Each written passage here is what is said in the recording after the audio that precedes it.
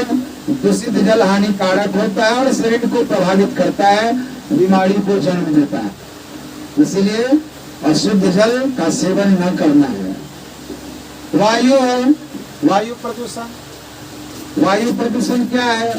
वायवीय अवयवों में विषाक्त एवं हानिकारक पदार्थों की मौजूदगी, जिससे वायु की गुणवत्ता प्रभावित होती है। जब हवा में कोई गंध आ जाए, हवा दूषित है। कोई विषाक्त पदार्थ आप जलाते हैं, जैसे टायर जला रहे हैं, अपमार्जित पदार्थ जला रहे हैं, वाहन से जो धुआं निकल रही है, कहाँ जाता है? सब इसी वायुमंडल में विलीन होता है। तो वायुमंडल में तो एक संतुलन बना हुआ है। सबसे ज्यादा कौन गैस है वायुमंडल? नाइट्रोजन। उसके बाद क्या स्थान है? ऑक्सीजन। उसके बाद अन्य गैस, अन्य सभी है। कितना कितना मात्रा है नाइट्रोजन का? 78, ऑक्सीजन का 21 और अन्य सभी, इसमें बाद बाकी जो बच गया अन्य सभी।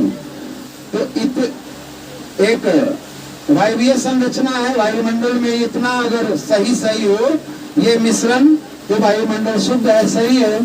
और इसमें किसी की मात्रा में जो है उलटफेर हो जाए तो स्वाभाविक है वायु की गुणवत्ता प्रभावित होगी।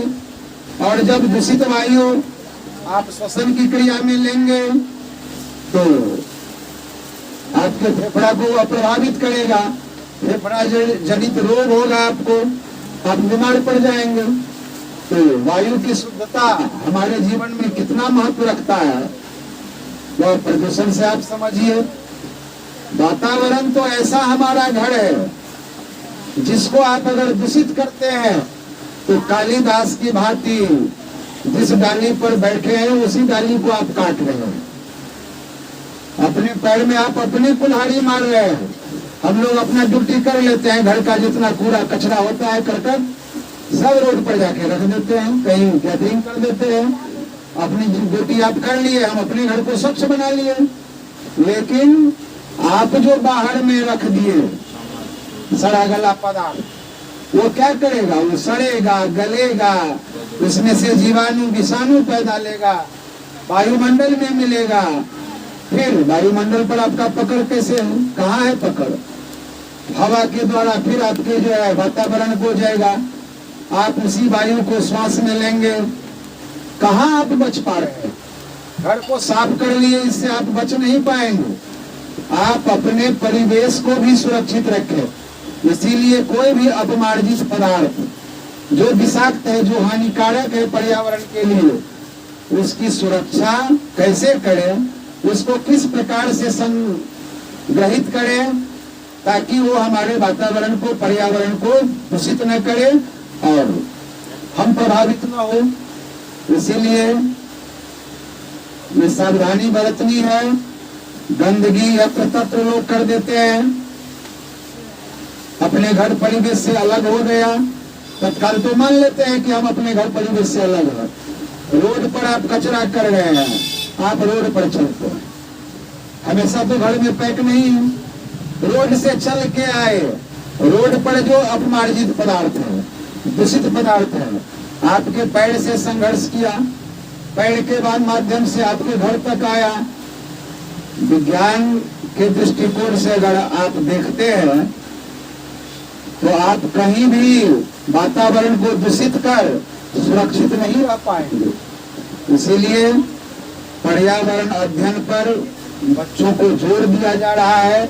आप पर्यावरण की महत्ता को समझें। आप किसी चीज के महत्व को समझते हैं तब आप उसकी रक्षा करते हैं। इसलिए वातावरण की रक्षा करना, पर्यावरण की सुरक्षा करना आपका कर्तव्य है। फिर इसमें आपदा भी आता है।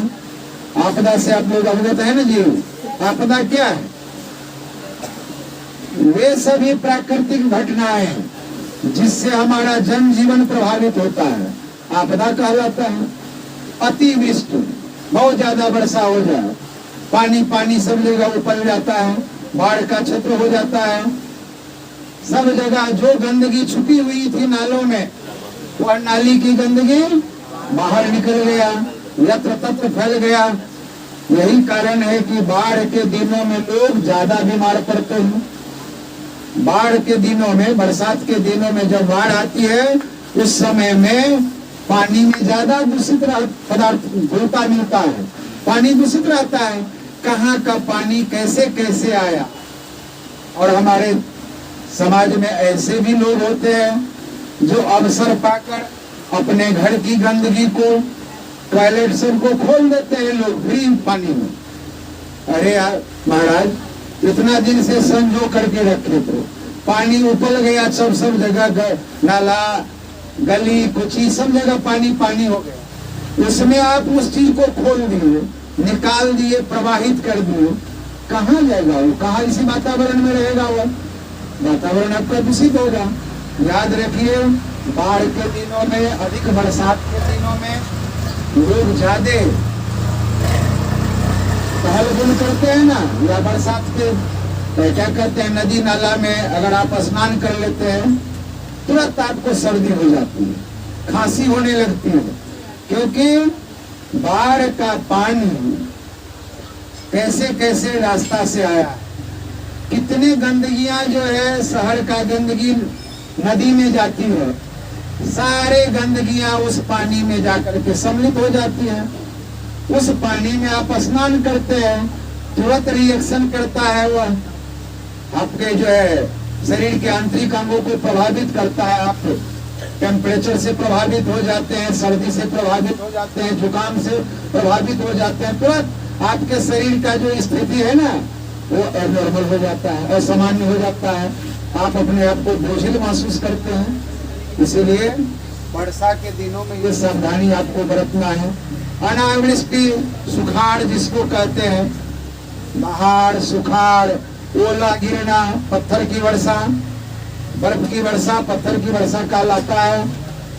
भूकंप, ज्वालामुखी विस्फोट है, बिजली की चमक, ये सब क्या है? आपदा है। आग लग जाना, ये सब आपदा है। अधिक ठंड पड़ जाना आपदा है।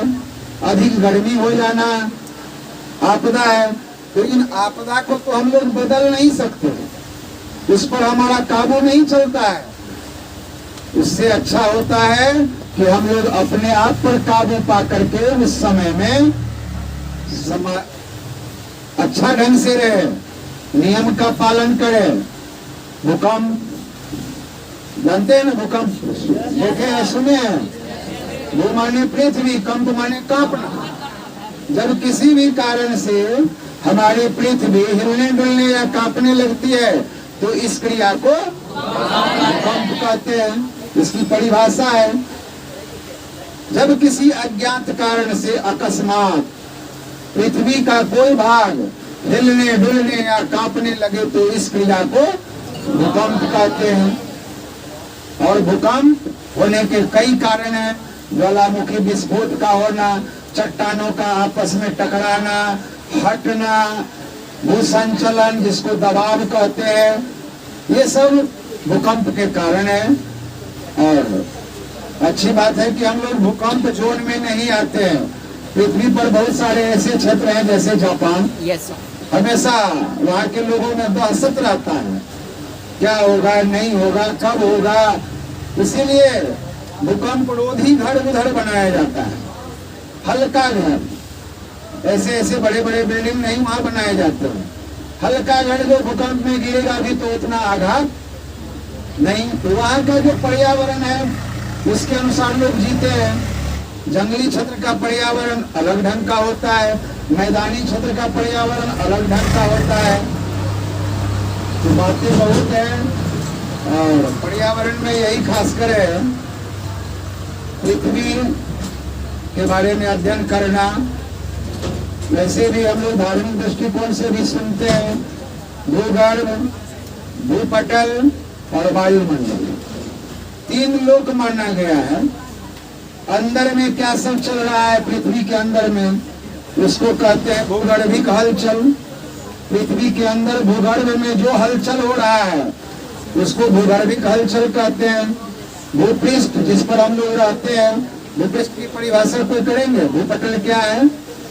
पृथ्वी का वह ऊपरी ठोस भाग जिस पर हम जब सभी जैव समुदाय निवास करते हैं वो पटल कहलाता है।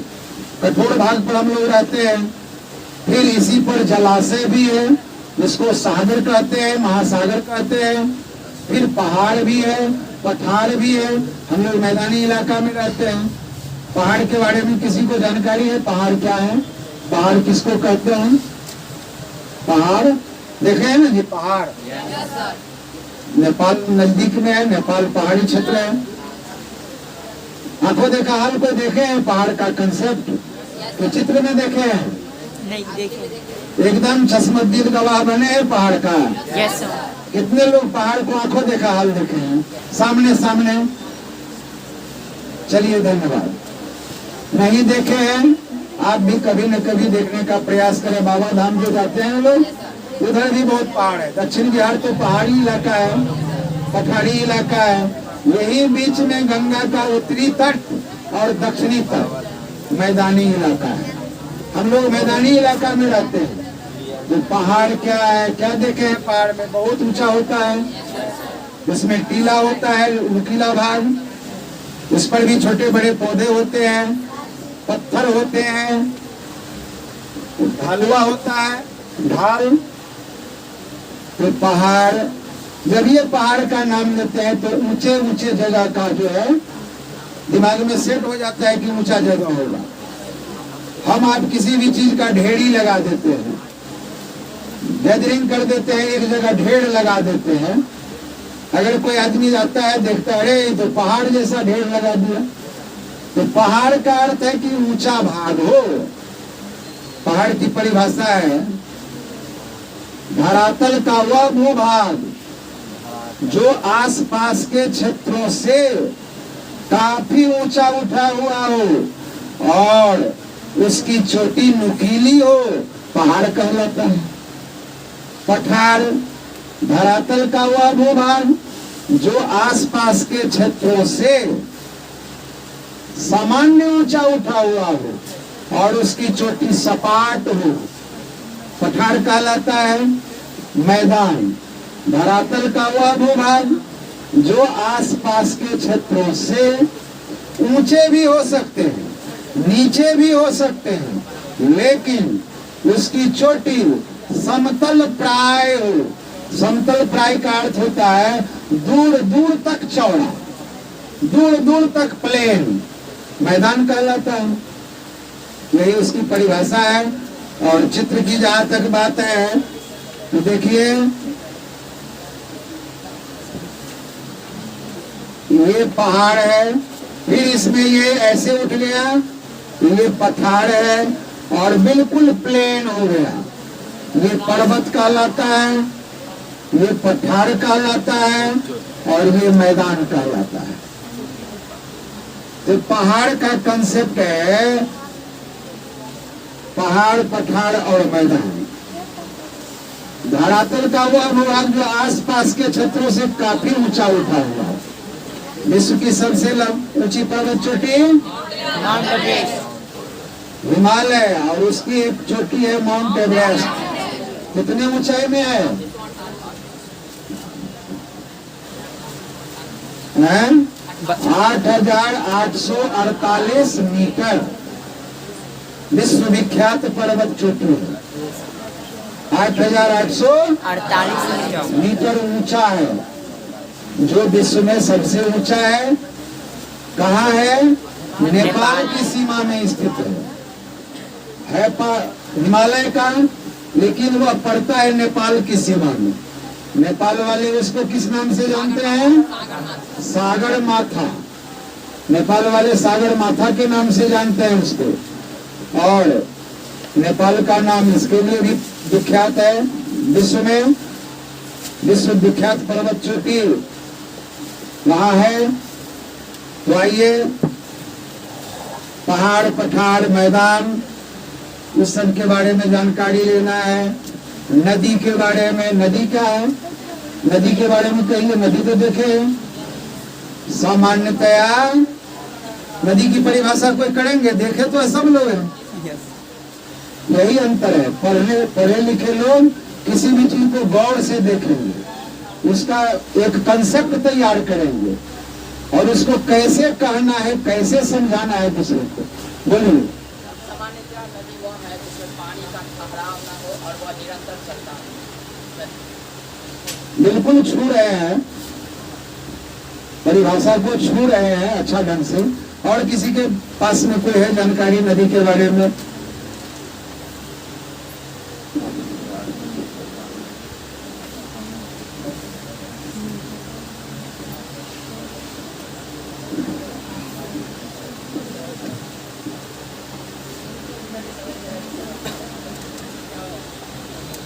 सामान्यतया धरातल पर दो किनारों के बीच जल के सतत प्रवाह को नदी कहते हैं। सामान्यतया धरातल पर दो किनारों के बीच जल के सतत माने लगातार सतत प्रवाह को नदी कहते हैं। नदी जहां से शुरू होती है उसको उद्गम कहते हैं। नदी जहां पर समाप्त हो जाती है उसको मुहाना कहते हैं। तो उद्गम से लेकर मुहाना तक के बीच का जो सफर है नदी स्वयं अपने रास्ता को ढूंढ लेती है और रास्ता ढूंढने में उसको क्या कठिनाई का सामना करना पड़ता है वह खुद नदी जानती है। इसी प्रकार हम मानव को भी अपने जीवन के लक्ष्य को पाने के लिए जितना भी संघर्ष है उसको स्वीकार करे, उसके संघर्ष करे और मुहाना तक पहुंच जाए। उद्गम जहां से शुरू हुआ, मुहाना जहां पर समाप्त होता है, इस बीच का जो सफर है जिस प्रकार नदी संघर्ष से वह तय कर लेती है, उसी प्रकार हम लोगों को अपने जीवन का लक्ष्य पाने के लिए नदी की भांति संघर्षशील रहना पड़ेगा। तब हम